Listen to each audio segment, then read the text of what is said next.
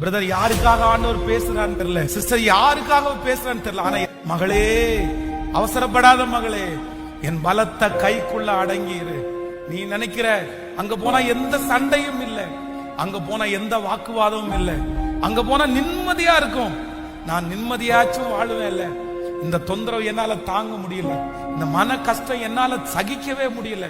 நீ சிறுமைப்படுத்தப்படலாம், நீங்கள் அவமானப்படுத்தப்படலாம், உன் மனசு உடைஞ்சு போய் வந்திருக்கலாம். நான் கடந்து போகிற சிறுமை எவ்வளவு கஷ்டம் தெரியுமா? ஆனா ஆண்டவர் சொல்றாரு, கொஞ்ச நாளைக்கு நான் உன்னை உயர்த்துகிற வரைக்கும் அந்த பலத்த கைக்குள்ள நீ அடங்கி இரு. நான் உன்னை தூக்குவேன், நான் உன்னை நிறுத்துவேன், நான் உன்னை அந்த இடத்துல இருந்து எடுப்பேன், நான் உன்னை அங்கீகரிப்பேன், நான் உன்னை மகிமைப்படுத்துவேன், நான் உனக்காக வழிகளை உண்டு பண்ணுவேன். இந்த வருஷம் முடிகிறதுக்குள்ள நிறைய பேரை கர்த்தர் அவருடைய பலத்த கையினால எடுக்க போறாரு. ஏற்ற காலம் நிறைய பேருக்கு வரப்போகிறது.